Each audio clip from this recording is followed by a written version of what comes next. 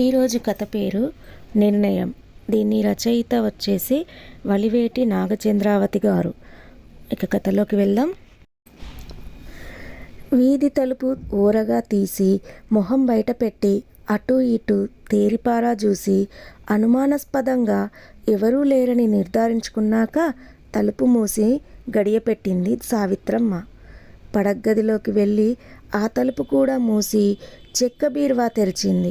మెల్లో గొలుసుకు వేలాడుతున్న తాళం చెవితో బీరువా సొరుగు లాగింది. దాని నిండా ఏవో కాగితాల కట్టలు, చిన్న చిన్న వెండి సామాను, పాత ఫోటోలు.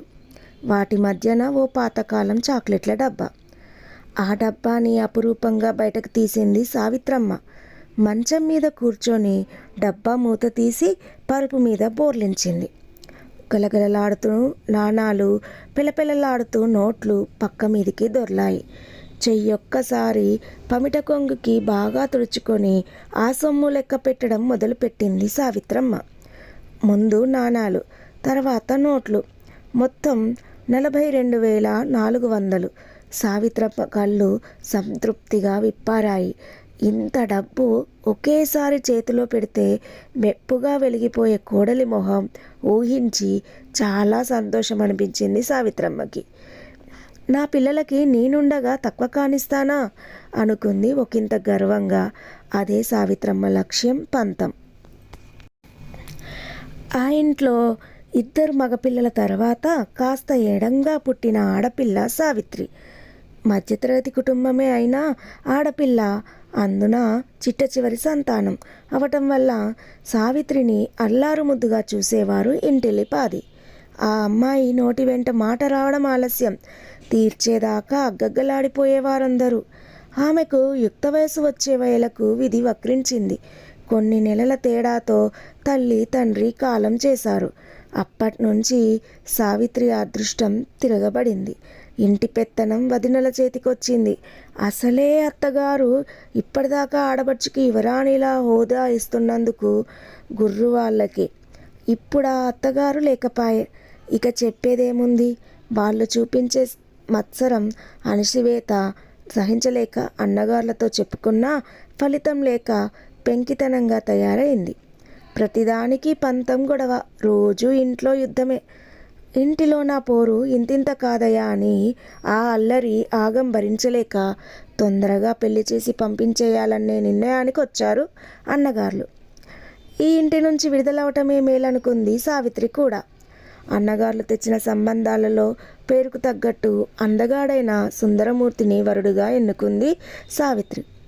ముఖ్యంగా నెత్తి మీద జుత్తు తప్ప ఏముందని అతనికి అని వదినలు పెదవిర్చినందుకు గాను అతనే కావాలని పంతం పట్టి మరీ చేసుకుంది సావిత్రి. ఆ పంతానికి తనకే శిక్ష పడుతుందని తెలుసుకోలేకపోయింది ఆ అమాయకురాలు. సుందరమూర్తి అందగాడే కాదు, శాంతమూర్తి కూడా. ఒక్కనాడు భార్యకు ఎదురు చెప్పేవాడు కాదు. పూలబాట మీద నడకలా హాయిగా సాగిపోతున్న జీవితంలోకి కొత్త ఆనందాలు మోసుకొచ్చాడు చంద్రమౌళి. అనుకూలుడైన భర్త, చందమామ లాంటి బిడ్డ. నా అంత అదృష్టవంతురాలు మరొకరుండరు అని పొంగిపోయింది సావిత్రి. ఆ పొంగు చూడలేని విధి మరొకసారి విక్రించింది. రోడ్డు ప్రమాదంలో సుందరమూర్తి మరణించాడు. అంధకారంలో కూరుకుపోతున్న ఆమెని పాపమని సానుభూతి చూపించలేదు సరికదా. కాస్త వెనక ఆస్తి ఉన్నవాణ్ణి చూస్తామంటే విన్నదా? ఇప్పుడు చూడండి, దరిద్రమంతా మానెత్తినే ఎక్కబోతుంది. ఏల్నాడు శని గడప దాటినందనుకుంటే రెట్టింపై తిరిగి వస్తోంది. కర్మ, ఎవరికి తప్పినా మాకు తప్పుతుందా అంటూ మాటల శూలాలు విసిరి గాయాలు చేశారు వదినలు. 6 ఏళ్ళొచ్చినాయి పిల్లగాడికి. ఇంకో 5-6 ఏళ్ళు భరిస్తే ఏ చిల్లర కొట్లోనో కారు గ్యారేజ్లోనో చేతి కింద పనికి పంపించొచ్చును. ఓ 1000 రూపాయలు తెచ్చుకుంటాడు. ముందు ఆలోచన చేశారు అన్నగారులు. శోకానికి మించి పౌరుషం పొంగుకొచ్చింది సావిత్రికి. వాళ్ళ కొడుకులు కాలేజ్ చదువులు చదివే వాళ్ళును, నా బిడ్డ చేతి కింద పనివాడునా? నా కంఠంలో ప్రాణముండగా అలా కానివ్వను. వాళ్ళకంటే గొప్పవాణ్ణి చేస్తాను, చేసి చూపిస్తాను శపథం చేసుకుంది సావిత్రి గట్టిగా. అన్నలు రమ్మన్నా పుట్టింటికి వెళ్ళలేదు. వాళ్ళ నుంచి చిన్న మెత్తు సాయం పొందకూడదని పట్టుదల. మరి తన పంతం నెరవేరేదెలా? తల్లి గారాబం వల్ల చదువా అబ్బలేదు. అంచేత ఏ ఉద్యోగానికి తను అర్హురాలు కాదు. ఏది దారి? చాలా యోచన చేసింది సావిత్రి. టౌన్లో ఉంటే ఖర్చు ఎక్కువ. పక్కనే ఉన్న చిన్న పల్లెటూరుకి మారిపోయింది. తన నగలన్నీ అమ్మిన పైకానికి భర్త ఆఫీస్ వాళ్ళు ఇచ్చిన డబ్బు జత చేసి 4 గేదెల్ని, ఓ కుట్టు మెషిన్ని కొన్నది. ఎండ కన్నెరగకుండా పెరిగిన సుకుమారి పశువుల దగ్గర పని కూడా చిరాకు పడకుండా చేసింది. పాలమ్మింది, పెరుగమ్మింది, బట్టలు కుట్టింది. నా మరదా అనుకోకుండా క్షణం కూర్చోకుండా ఇంట్లో ఉండి తను చేయగలిగిన పనులన్నీ చేసింది. పైసా పైసా కూడబెట్టింది. రూపాయి ఖర్చు పెట్టాలంటే 10 సార్లు ఆలోచించి లోపితనం చూపించే సావిత్రి కొడుకు దగ్గరకు వచ్చేసరికి ఏ లోటు రానిచ్చేది కాదు. బట్టలు నలగనిచ్చేది కాదు. వెండి కంచంలో వెన్న మీగడ వేసి పెట్టేది. ఫీజులు ఎక్కువైనా, డొనేషన్లు కట్టాల్సి వచ్చినా వెనకాడకుండా మంచి స్కూల్లోనే చేర్పించింది. మౌలి చాలా బుద్ధిమంతుడు. తల్లి ఆకాంక్ష పడుతున్న శ్రమ అర్థం చేసుకున్నవాడు. శ్రద్ధగా చదువుకున్నాడు. మేనమామ కొడుకులు డిగ్రీతో చదువు ఆపిస్తే మౌలి మాస్టర్స్ చేసి మంచి ఉద్యోగం కూడా సంపాదించుకొని తల్లిని సంతోషపెట్టాడు. సావిత్రి పట్టిన అసిధార వ్రతం పూర్తయింది. వ్రతఫలం ఇబ్బడి ముబ్బడిగా చేతికందింది. ఏమో అనుకున్నాం గాని సావిత్రి అన్న పేరు నిలబెట్టుకున్నావు సుమా అన్నారు వదినలు నొసలు పైకెగరేసి. ఉపవాసం తర్వాత పిండి వంటలతో సహా వడ్డించిన విస్తర ముందు కూర్చున్నట్లు చాలా తృప్తి పడింది సావిత్రి. మౌలికి వచ్చిన ఉద్యోగం హైదరాబాదులో. తల్లిని కూడా తనతో పాటు తీసుకెళ్లాలని చాలా ప్రయత్నించాడు. ఈ పాడి పశువు కామాటం ఉన్న పాటున వదిలి రావడం అయ్యే పనా నాన్న? ముందు నువ్వు వెళ్ళి వసతి చూసుకో, అది చూసుకో, నాదేముంది, ఇవ్వాలో రేపో నీ దగ్గరికి చేరాల్సిన దాన్నే కదా కొడుకుని సమాధానపరిచి పంపించింది సావిత్రిమ్మ. మౌలి ఉద్యోగస్తుడైన దగ్గర నుంచి చిన్న అన్నగారు చెల్లెలింటికి రాకపోకలు సాగిస్తున్నాడు. మౌలిని ఓసారి మా ఇంటికి పంపవే సావిత్రి, బావని చూడాలని మంజుల తెగ సరదా పడుతోంది అంటున్నాడు. ఒకప్పుడు ఈ అన్న వదిన గార్లే పేడవాసన అత్త ఇంట్లో మేము రాము అంటారమ్మా పిల్లలు అని ఏమీ అనుకోవద్దు సావిత్రి అన్నారు.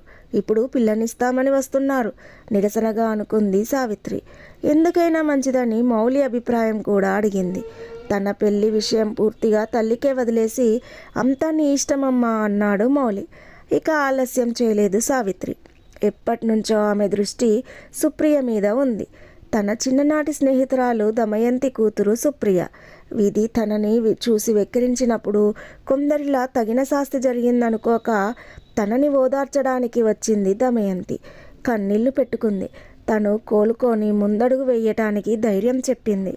1-2 సార్లు తల్లి వెంట వచ్చిన సుప్రియ చాలా నచ్చింది సావిత్రికి. చాలా ఒద్దికైన పిల్ల. దమయంతి భర్త ప్లీడరు గుమస్తా.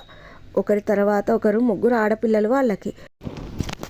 సావిత్రమ్మ సంబంధం కలుపుకుంటానన్నప్పుడు దమయంతి భయపడింది. మీకు తూగగలనా అంది. నా కొడుకు కాళ్ళు కడిగి నీ కూతుర్ని కన్యాదానం ఇవ్వు చాలు అంది సావిత్రి. పెళ్ళైపోయింది. కాపురానికి తీసుకొచ్చేటప్పుడు కూడా చీరా సారే అంటూ బరువు పెంచుకోకు, పసుపు చెంబిచ్చి పంపించు, నీ కూతురికి ఏ లోటు రాకుండా నేను చూసుకుంటా అంది భరోసాగా. అన్నట్టుగానే కొడుకు సంసారానికి కావలసిన మంచం కంచం పప్పు ఉప్పుతో సహా సమస్తం అమర్చి కోడల్ని కొడుకు దగ్గర దిగబెట్టింది. మౌలి చాలా ప్రాధేయపడ్డాడు ఇక తమతో పాటు ఉండిపోమ్మని. పాతపాటే పాడింది సావిత్రమ్మ, గొడ్డు గోదా అంటూ. అప్పుడే వచ్చేసారా అని పరామర్శించిన ఊళ్ళో వాళ్ళకి కొత్తగా పెళ్ళైన జంట వాళ్ళ మధ్యన పానకంలో పుడకలా నేనెందుకక్కడ అంది గడుసుగా. అసలు కారణం ఆవిడకు మాత్రమే తెలుసు. సిటీలో కొడుకు తీసుకున్న అపార్ట్మెంట్లో మార్బుల్ వేసిన ఫ్లోరింగ్, సన్ గ్లాస్తో తలతలలాడుతున్న వార్డ్రోబ్స్, మాడ్యులర్ కిచెను అన్నీ చూసి ఉబ్బి తబ్బిపోయింది సావిత్రి. కానీ సుప్రియకి మాత్రం తృప్తి అనిపించలేదు. అంత క్రితమే ఆ కమ్యూనిటీలో ఉన్న స్నేహితుడి ఇంటికి భార్యను తీసుకెళ్లాడు మౌలి పరిచయం చేద్దామని. వాళ్ళ ఫ్లాట్ వైభవం ఏమని చెప్పాలి? ఖరీదైన ఫర్నిచర్తో కలకల్లాడిపోతుంది. తమ ఇంట్లో ఏమున్నాయి? కేన్ కుర్చీలు 4, నవారు మంచాలు 2. ఇల్లుంటే సరే, దానికి తగ్గ ఫర్నిచరు లేకపోతే ఇలా అయ్యవారి నట్టింట్లలోనే ఉంటుంది అంది పెదవి విరిచి. భర్తని ఒక్క టీవీ అయినా తీసుకుందామని ప్రాధేయపెడితే నా ఎడ్యుకేషనల్ లోన్ తీరేదాకా నోరు మెదపొద్దు అన్నాడట ఖచ్చితంగా.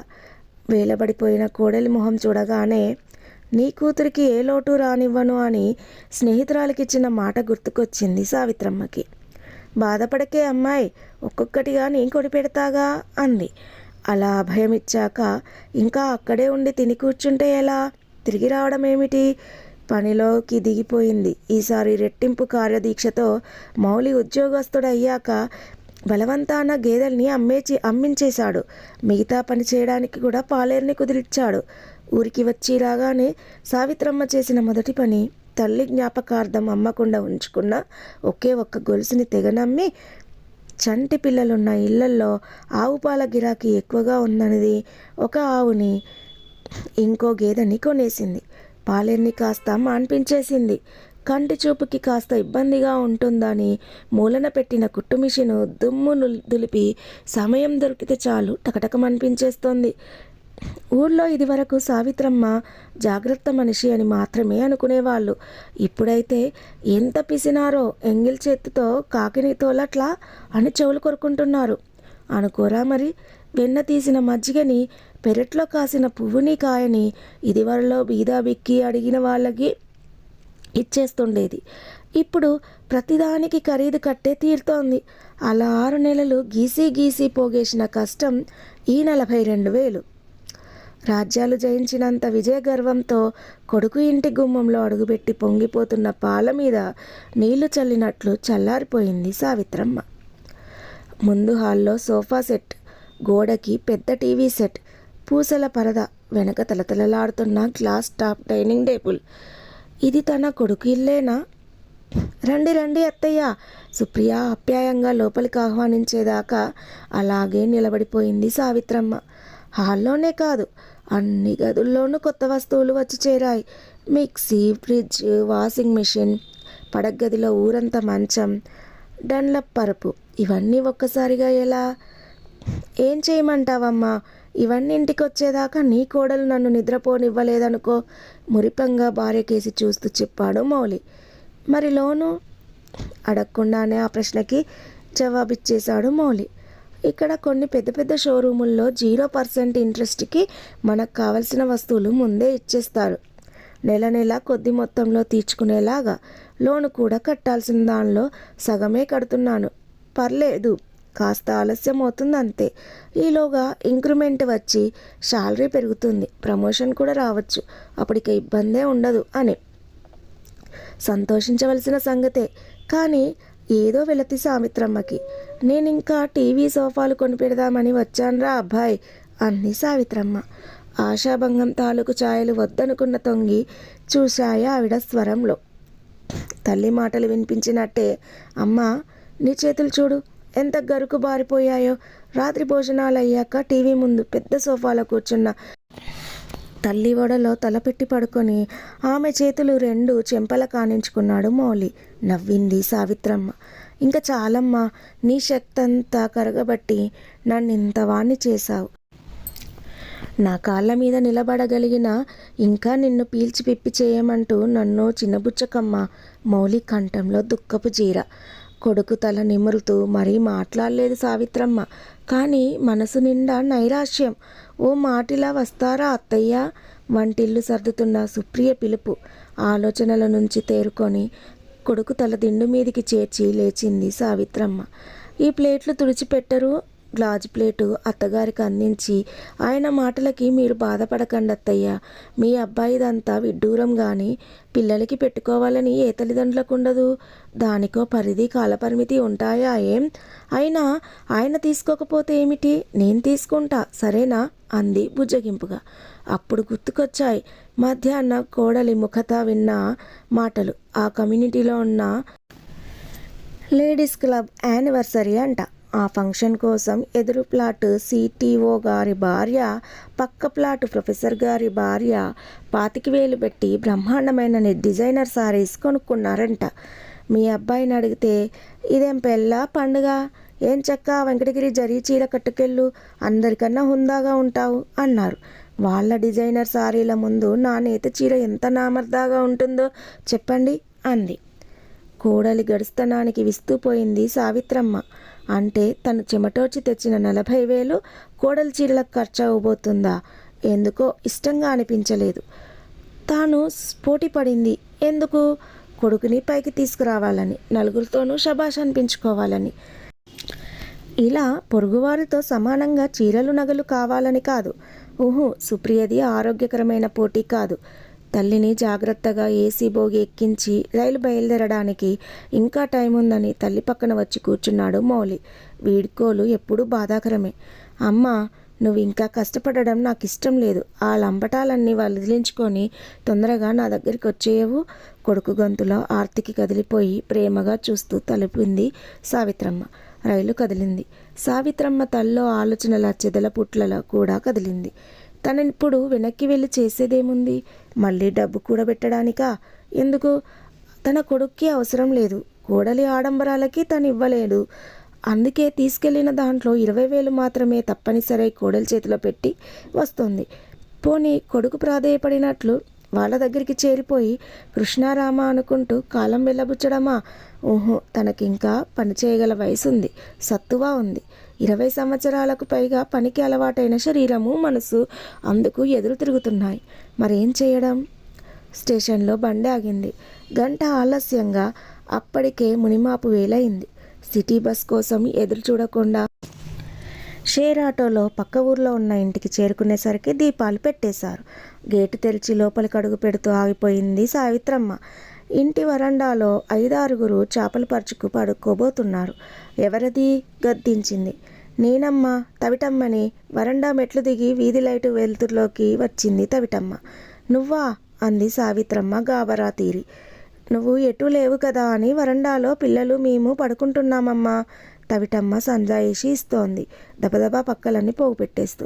పర్లేదు లేవకండి, పడుకోండి అంది సావిత్రమ్మ తాళం తీసి లోపలికి వెళ్తూ. మొన్నటిదాకా పాలేరుకి సాయంగా పశువుల దగ్గర ఇంట్లో పనిచేసి పెడుతుండేది తవిటమ్మ. తను ఊరు వెళ్లే ముందే తెలిసింది. కాలువ గట్టున వేసుకున్న 4 పూరి గుడిసెలు అగ్నిహోత్రుడికి నైవేద్యమయ్యాయని. వాటిల్లో ఒకటి తవిటమ్మది. సరిగ్గా కొడుకు దగ్గరికి వెళ్లే ముందు రోజు పిల్లల్ని వెంటేసుకు వచ్చింది తవిటమ్మ. అమ్మ, మొండి గూడలు మిగిల్చిందా అగ్గి? ఎలాగో ఆ గోడల చాటున ఉడికేసుకుంటున్నాం. రాత్రిళ్ళే ఆరు బయట చలికి బిడ్డలు బిగదీసుకుపోతున్నారమ్మా. ఓ 1000 అప్పిచ్చావంటే 4 వాసాలు పాతి పైన తాటాకులు కప్పుకుంటానమ్మా. మీ పేరు చెప్పుకొని బిడ్డల్ని బతికించుకుంటానమ్మా అని కాళ్ళా వేళ్ళ పడింది. నిజంగా జాలేసింది. కానీ కొడుకు కోసం దాచిన రొక్కంలో మొరిక ఎలా పెడుతుంది? అయినా తనకు మాలిన ధర్మం కూడదన్నారు పెద్దలు. నా దగ్గరక్కడుందే తవిటమ్మ, డబ్బుకి ఇబ్బందిగా ఉంటుందనే కదా నిన్ను కూడా పని మాన్పించాను అంది కారుణ్యాన్ని వెనుక పట్టి. ఆ రాత్రి నిద్రాదేవత సావిత్రమ్మని కనికరించలేదు. రైలు ఆగినప్పుడు నిలిచిపోయిన ఆలోచనలు జోరీగల్లా మనసును చుట్టుమిట్టి గీపెట్టాయి.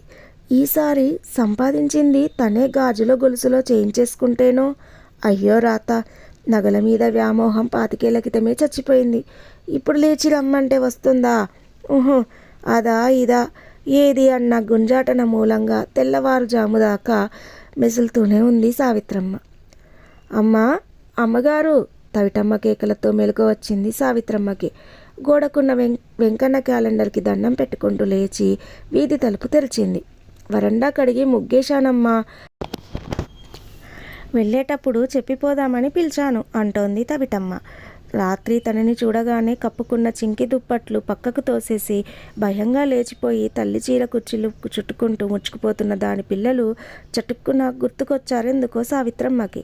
అప్రయత్నంగానే తవిటమ్మ అని పిలిచింది. గేటు వరకు వెళ్ళిన తవిటమ్మ వెనక్కి తిరిగింది. 1000 రూపాయలు కావాలన్నావు కదా, రా ఇస్తాను అంది సావిత్రమ్మ. నా తల్లి నా బిడ్డల్ని బతికించినావమ్మా అంటూ ఇంత మొహం చేసుకొని గుమ్మం ముందు దాకా వచ్చింది దండాలు పెడుతూ. లోపలికి వచ్చి పర్సులో నోట్లు లెక్క పెడుతున్న సావిత్రమ్మకి 20,000 చేతిలో పెట్టిన వెలగని సుప్రియ మొహము మనసులో మెదిలి నోట్లు లెక్క పెట్టడం మానేసింది. మొత్తం 20,000 చేతిలోకి తీసుకొని బయటకు వచ్చింది. తవిటమ్మ ఇంటికి పూర్తిగా కప్పు వేయించుకో, 2 బళ్ళు మట్టి కూడా తోలించుకొని గోడలు మెత్తుకో అంది డబ్బంతా సవిటమ్మ చేతిలో పెడుతూ. ఇది అప్పు కాదు, నీ పిల్లల కోసం నేను చేస్తున్న సాయం అనుకో. భగవంతుడి ముందు మోకరిల్లినట్టు మోకరిల్లి 2 చేతులతోనూ సావిత్రమ్మ పాదాలు తాకింది తవిటమ్మ చెమర్చిన కళ్ళతో. కొడుకు కోసం కష్టపడుతున్నప్పుడు ఒక బాధ్యత, బరువు, తన తపన తనని తరుముతున్నట్టుండేది. అది స్వార్థం. నాది, నాకు అనే మాటలు మర్చిపోయి ఆపదలో చేయి చాపిన వారిని ఆదుకోవడంలో ఎంత తృప్తి, ఎంత ఆనందం. హృదయం ఎంతో విశాలమైనట్లు, అదంతా అమృతంతో నిండిపోయినట్టు హాయైన అనుభూతి. అమ్మయ్య, ఇక నేనెందుకు సంపాదించాలి అని క్వశ్చన్ మార్క్ వేసుకోనక్కర్లేదు. ఏదో పెద్ద సమస్యకు అద్భుతమైన జవాబు దొరికినట్టు తేలిగ్గా నిట్టూరించింది సావిత్రమ్మ. కథ విన్నారు కదా. కథ చాలా బాగుంది కదా. సావిత్రమ్మ ఒక మంచి నిర్ణయం తీసుకుంది కదా. ఇది అందరికీ ఒక మంచి నీతి అన్నమాట. సో ఇంకా ఇంతవరకు కథను విని నన్ను ఆదరించిన శ్రోతలందరికీ నా యొక్క ధన్యవాదాలు. మరొక మంచి కథతో మళ్ళీ రేపు మీ ముందుంటాను. ఇంతవరకు మన ఛానల్ని ఎవరైనా ఫస్ట్ టైం చూస్తున్నట్లయితే ఇంకా సబ్స్క్రైబ్ చేయకపోతే సబ్స్క్రైబ్ చేసుకోండి ప్లీజ్. అంతవరకు బాయ్ ఫ్రెండ్స్.